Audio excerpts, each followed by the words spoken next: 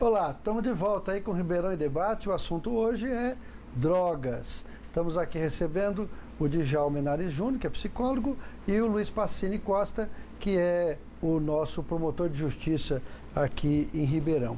A gente estava falando no último intervalo da questão da legislação que enfrenta a droga no Brasil, ao preparo das polícias, a questão da epidemia do crack, né? A dificuldade de tratar isso. Então nós vamos continuar com essa questão do crack. A gente viu aí nos jornais, na televisão, infelizmente, uma coisa dolorosa para todos nós, que é a questão da Cracolândia em São Paulo, né? Centenas, talvez milhares de pessoas absolutamente perdidas diante de um vício que elas não conseguem combater, que é o vício do consumo ao crack, né? Como é que vocês estão vendo essa questão da Cracolândia? O crack, ele é uma droga devastadora, né? Então, eu vou ser bem sincero, assim, eu não tenho mais esperança de vencer o crack. Não existe. Temos que conviver isso. com ele? Nós vamos ter que aprender a lidar, né, com o crack, amenizando o sofrimento que ele vai causar. Eu acho que daqui uns 5 anos nós vamos ter uma limpeza muito grande aí, né, em relação ao crack. Nós vamos colher tudo que está sendo plantado aí, né, com essa epidemia. Em relação às Cracolândia, um usuário de crack, ele perde, né, o vínculo com a sociedade, ele perde totalmente o equilíbrio emocional dele, ele não tem condições nenhuma de viver e de responder pelos seus atos numa sociedade. O usuário de crack, se a gente der um chinelo e uma bermuda, ele vive num lixão, entendeu? Ele come lixo, ele não tem a menor noção da vida normal que ele vivia antes. Exatamente, de ele perde a dignidade, o respeito, ele perde o raciocínio, efetivamente. Perde o raciocínio. Tem dificuldade de pensar. A cognição dele é afetada, né? A gente tem muitos casos aí, a maioria dos usuários de crack que vão, o término, né, quando não é a morte, é um hospital psiquiátrico, né, infelizmente. E então é muito difícil combater o crack pelo vício dele. É um vício que acaba ele vicia muito rápido, não é verdade? Isso. Então o efeito acaba rápido e a pessoa ela procura cada vez mais e manipula, e mente, e rouba e faz qualquer coisa para usar. Então eu vejo esse desafio de terminar com as Cracolândias, né, como um ponto benéfico, apesar do Conselho de Psicologia ser contra isso, né? Eles são a favor do direito de ir e vir da pessoa, né? A pessoa tem que saber o que ela quer, né? Então, mas eu não, eu acho que o usuário de crack ele tem que ser retirado dali e ser colocado num tratamento e fechado. Não adianta ser um tratamento aberto, tem que ser fechado. Agora, no caso do governo do estado, que está investindo contra a Cracolândia, parece que numa parceria com a Prefeitura de São Paulo, a Cracolândia de São Paulo é conhecida no mundo todo, é uma situação de um verdadeiro umbral aquilo, né? Mas parece que o investimento é quase todo na repressão.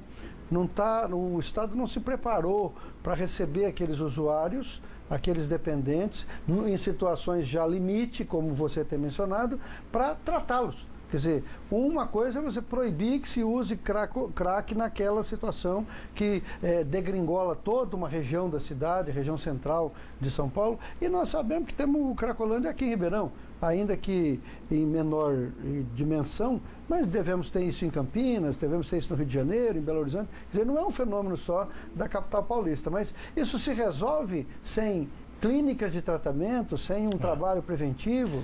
Olha, João, Gandini, eu tenho sim, a satisfação de ter participado de um grupo de pessoas aqui de Ribeirão Preto, empresários, capitaneados pelo Dr. Said Salak e pelo Adir do Carmo Leonel, que compraram uma fazenda, não é bem uma fazenda, mas tem 30 e quase 40 alqueires nessa região.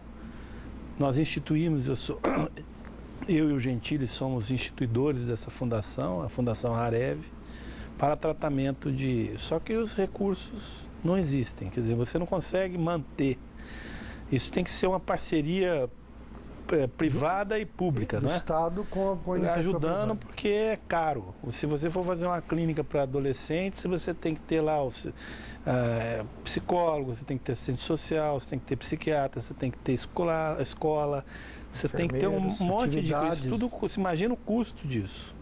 Então isso precisa ser trabalhado. Agora, com relação a São Paulo, de fato, acho que puseram o boi na frente da carroça, mas de qualquer maneira é positivo, porque é a imagem mais deprimente que eu vi, ou das que eu vi na vida, foi aquela legião de pessoas vagando feitos zumbis, com cobertores, com cuecas, sem as roupas de baixo, andando pelas ruas guiadas lá pela polícia militar, completamente sem rumo. Perdida da condição de ser humano. De ser humano. Isso é assim, se nós trouxéssemos uma pessoa que não tivesse noção dessa realidade, fosse ver aquilo, eu acharia que ele estaria no umbral. Você usou muito bem a expressão. É uma legião de perdidos, de almas perdidas. E essas pessoas, eu gostei desse posicionamento do Djalma, porque isso começou no Rio de Janeiro, essa política de médica e de psicólogos de dizer que o sujeito tem que aderir ao tratamento, isso é muito relativo, porque o sujeito dentro de um estágio como este que acabei de me referir, ele é impermeável. Não tem como escolher. Você não o atinge. Então é preciso limpá-lo, é preciso de uma internação compulsória por algum tempo, para que você possa estabelecer o mínimo de diálogo. E a partir daí ter serviços. Convencê-lo de que o tratamento é melhor. E ter serviços. Isso. Não adianta convencer só. Quantas mães, alguns promotores aqui em Ribeirão Preto, que o Naú está fazendo um trabalho magnífico nisso, junto com outros promotores, criando uma rede de atendimento e forçando aí, de uma certa maneira, parcerias para aumento de vagas de locais de internação compulsória, sem custo, destinados às pessoas mais humildes, e trabalhos dessa natureza. Então, por que o governo do Estado, teoricamente, aí colocou? Porque ele faz a repressão, mas não tem um encaminhamento adequado. Mas criou-se, deu-se o start, Criou-se alguma coisa, o fato. Criou-se um fato. E as coisas agora vão ter que acontecer. É o que eu espero do fundo da minha alma. Quer dizer, o Estado não está investindo na prevenção, que vem antes do consumo, e quando tem o consumo, investe na repressão e não no tratamento. Eu acho preciso que as três coisas andem juntas, né? Um ponto falha aí, é uma crítica que eu faço, né? É claro que cada profissional tem uma maneira de visualizar isso, né? Mas o CAPS, por exemplo, a maneira que executam ou quer executar um tratamento não está funcionando.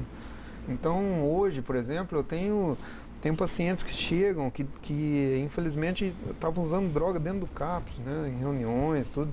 Então, é difícil isso. A gente precisa mudar essa visão do CAPS.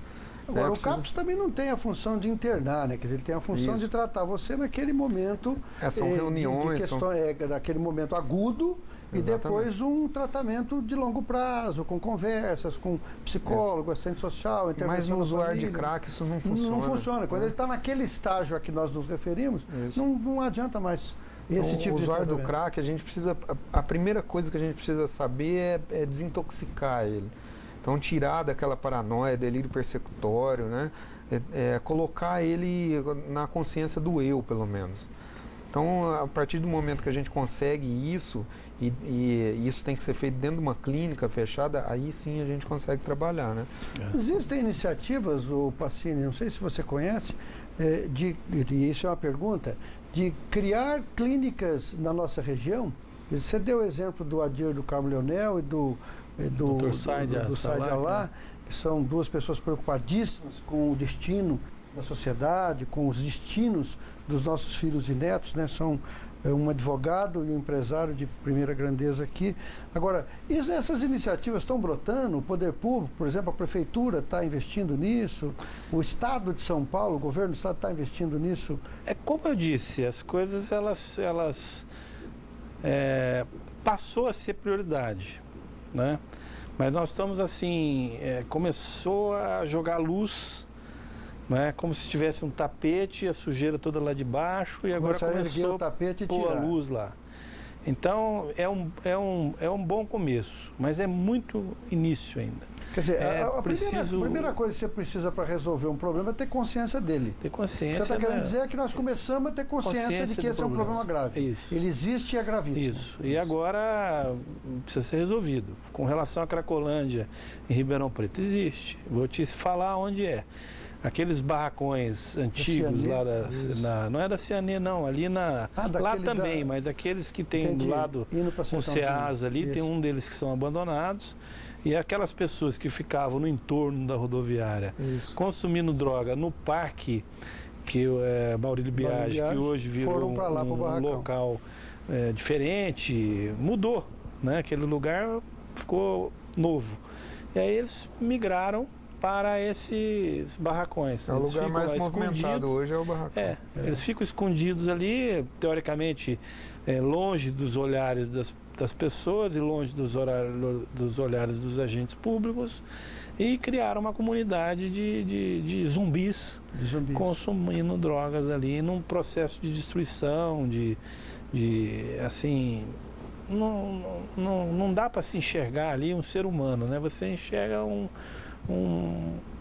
uma maltrapilha, um sujeito que não tem rumo, que não tem objetivo, que não sabe por que está vivendo, está ali se destruindo, e a gente não pode contemplar isso sem uma reação no sentido de tentar o resgate. Agora, né? A gente cobra muito, o brasileiro tem a mania de cobrar tudo do poder público, tudo do Estado. O poder público é que tem que resolver tudo. Essa é a nossa cultura vinda de Portugal.